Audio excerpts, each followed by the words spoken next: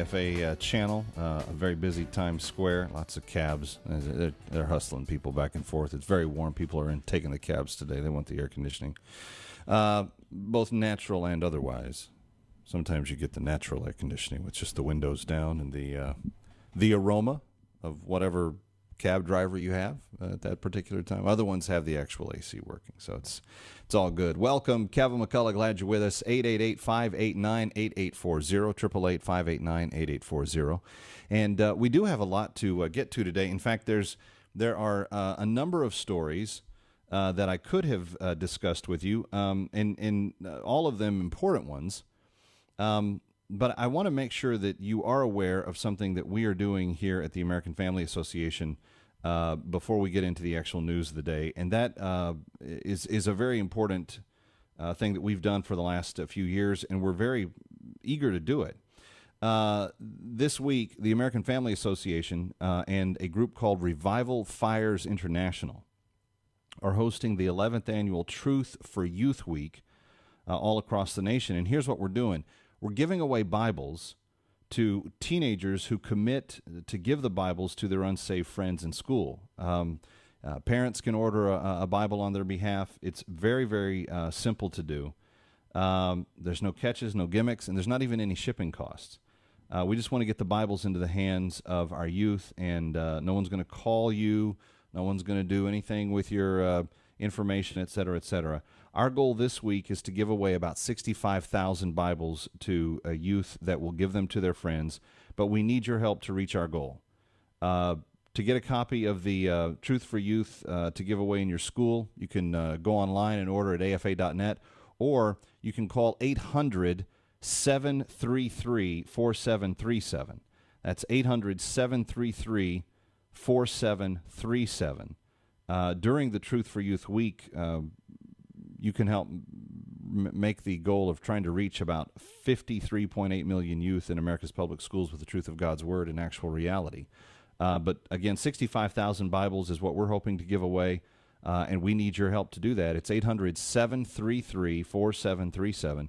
You know, there's going to be a lot of things that kids going back to school are going to get. They're going to be inundated with a lot of stuff in their life and in their world.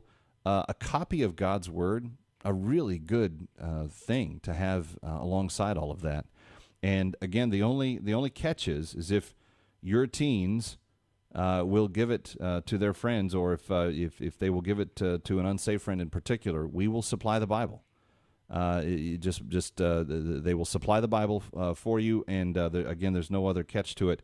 But you got to be willing to do it. 800-733-4737, 800-733-4737. It's Truth for Youth Week. Please call, get all the information, be part of it, do everything that you can to make it a priority, because this is a great way of reaching kids that won't be reached in any other way. And the fact that your teen, the person in your life, has the access to those people is really fantastic. 800-733-4737. They're really quite cost effective. I'm surprised at how efficient they are able to do this. So one Bible per teenager in each home, but 1-800-733-4737. All they have to do is be willing to give it to an unsaved friend. 800-733-4737. And by the way, there are some additional copies that you can get for a discounted price of about $3 each if there are more that would benefit from giving the Bible to someone. So do that as well. 800-733-4737, 800-733-4737. And again, the entire group of folks here at American Family Association involved in this and wanting you to lead the way, to lead the charge. And I always do, friends. I want AFA Today listeners to be the ones that are the tip of the spear. I want us to be the ones that set the example, that do what's right simply because it's the right thing to do. I'm not saying that there aren't listeners to the other day parts and broadcasts that aren't equally benevolent in their outlook on life, but I just think that, you know, between 1 and 2 Eastern, 12 and 1 Central, still morning out on the West Coast, when we get together here, I kind of think of you as being a certain type of person, someone who's committed to obliterating confusion, wanting to pursue truth, and as a result of that, live with clarity in their life. And because of that, I think that it's a no-brainer for us to understand that getting a Bible into the hands of a teenager is really valuable. So let's do it. Let's lead the way.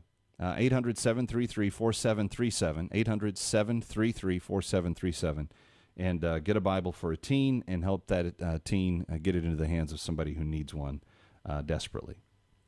All right, we got a couple of things I want to get to today. We may do a range of topics today, but this one in particular seems troubling for many levels. By the way, if you haven't checked out the news, including the latest on Syria and what else is going on that people want to know about from a faith and family perspective, please go to onenewsnow.com.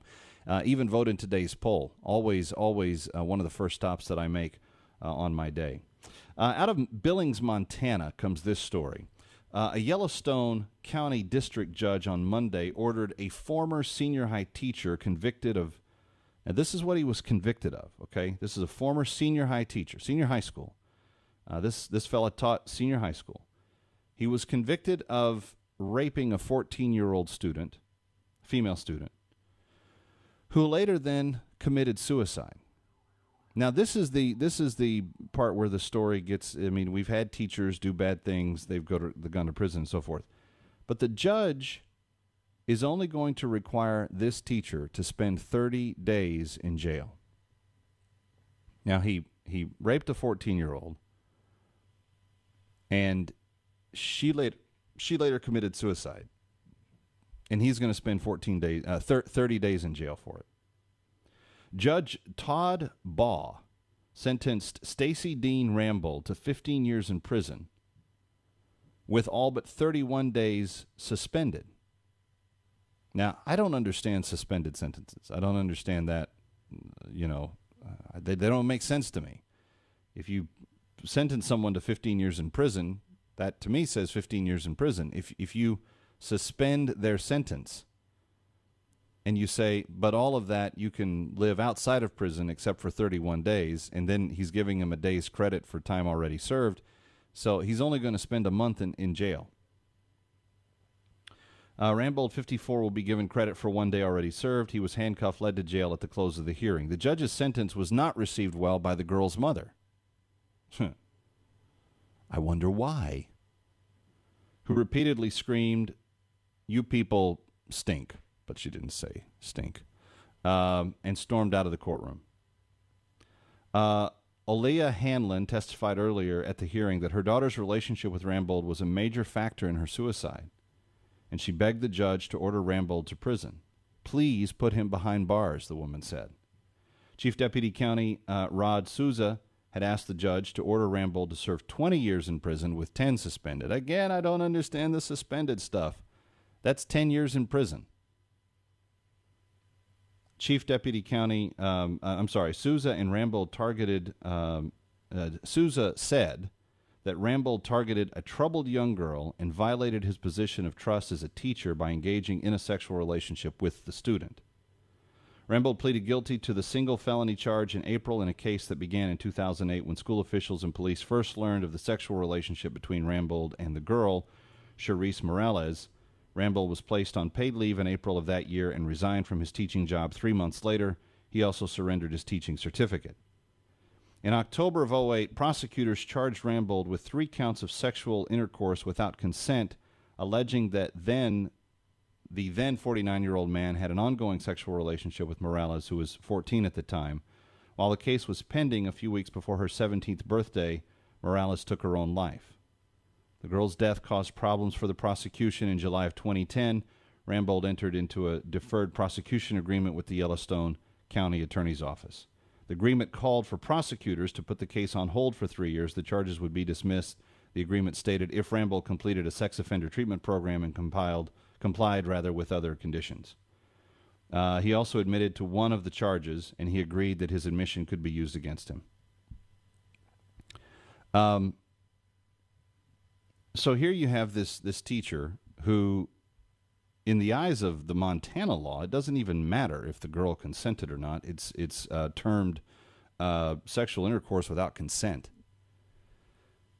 So it doesn't matter if she did say this is fine, this is good, this isn't, whatever, because it was obviously mutually ongoing. They did it more than one time.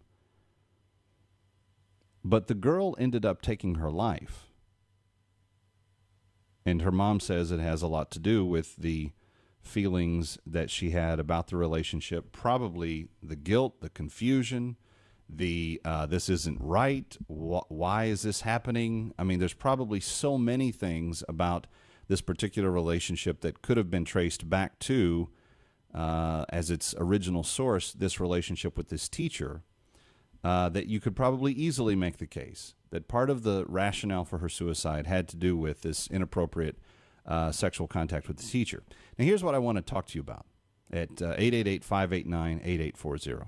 888-589-8840. The mom is outraged that he's only given 30 days in jail. Again, I don't understand the suspended sentence thing. 15 years, all of it suspended except 1 month of jail time that he'll do. This doesn't seem to be a particularly unique case, right?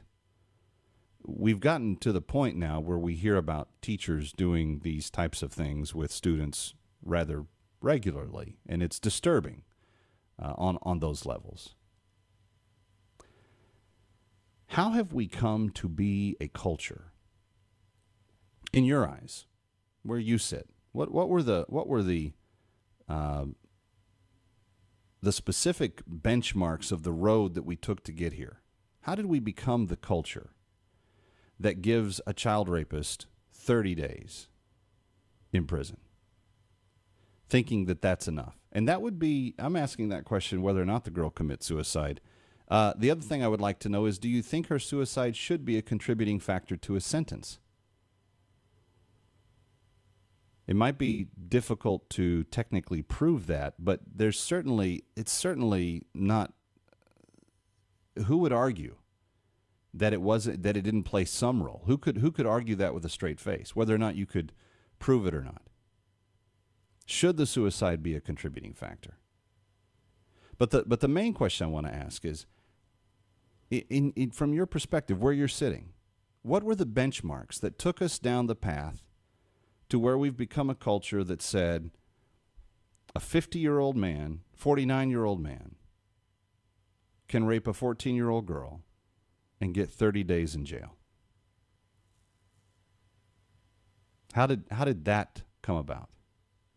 888-589-8840. 888-589-8840. I'm interested in your thoughts as we discuss this.